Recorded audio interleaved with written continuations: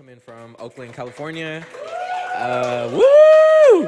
Yay area! No, I'm playing. But yeah, I want to just kind of recite some poems. I'd like to speak a little bit where I'm from. I'm Mexican and Guatemalan. My dad is from Ocotlan, Jalisco. My mom is from Pedro de Alvarado, Jutiapa, Guatemala. So I say these places in recognition of where my ancestors are from. I'm a first generation immigrant. My poetry has a lot to do with my ancestry. So yeah, with that context, I'd like to share some of my poetry. Cool. So none of these have names. I'm not really good at naming things. So yeah, just bear with me. This first one, I guess can be called Family Ties. So, how deep are family ties?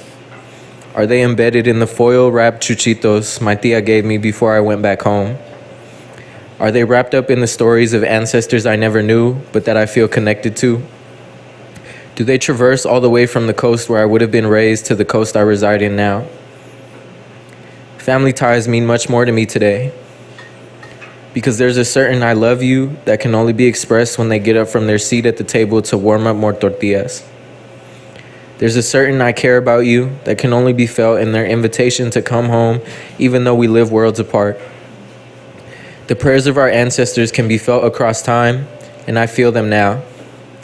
The love of our ancestors can be felt across space, and I feel them here. What a ubiquitous feeling to feel these things in so many different spaces. See, colonization might have separated us from our culture, but it has yet to taint the deep love of our ancestors. I carry them with me just as they carried me before I was even born. Cool. Thank you.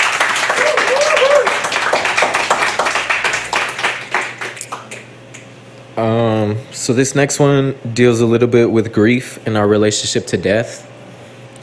Just kind of preface. My dad has always told me to not cry over the souls of the dead, because then they don't pass over to the next life. But then how do the mourners mourn in this life? Do our tears not fill the rivers in which our loved ones' spirits sail to new forms and experiences? Do the pieces of our broken hearts not create the road in which they walk to heaven? Are we doing them a disservice by creating altars and inviting them into our living spaces? Maybe not. Maybe there's a reason they appear in our dreams, appear as hummingbirds and butterflies, appear as the gentle breezes that remind us of their gentle touch. I don't want to understand death, but I want to fully feel grief. Not so my ancestor spirits carry it with them into the next life, but so they can hear the love behind the pain, feel the memories behind the cries, and hear our everlasting wish that they are safe and well in the next life. Cool.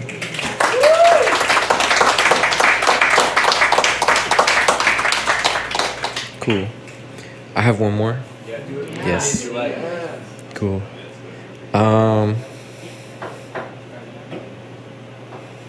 Okay. A hummingbird visited me in the garden today. I'm glad the ancestors came to visit. I grew these plants here for you. I hope they nourish you on your journey, and I hope you know that you're always welcome here. This is my connection to you.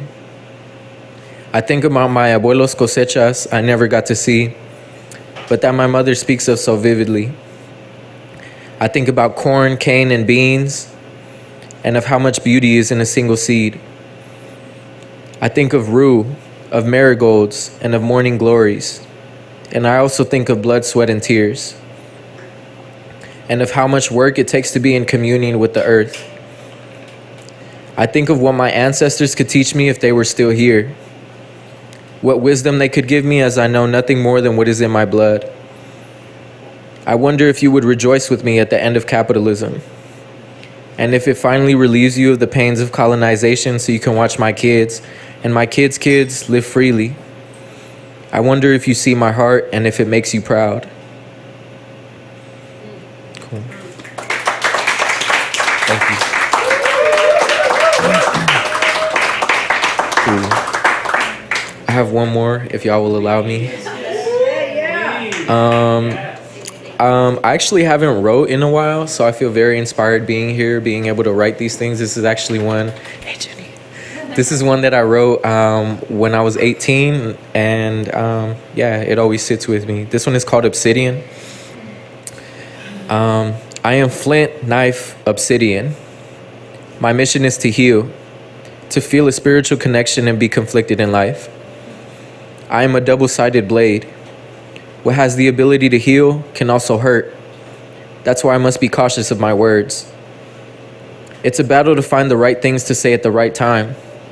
I go back and forth over what I know to be right and wrong, and for any decision, I have to pick what side I want to be on. I want to be a warrior, but I also want to bring peace.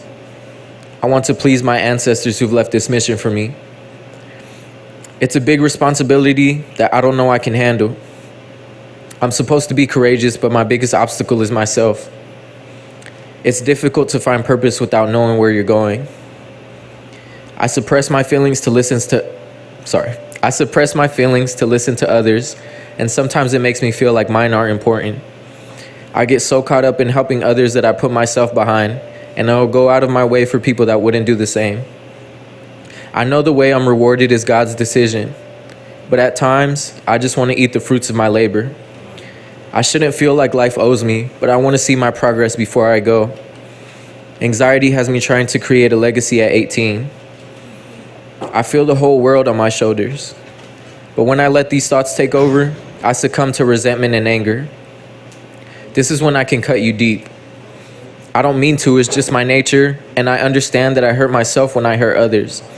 I am conflicted because I know what I am. I am flint, knife, obsidian. Cool. Thank you.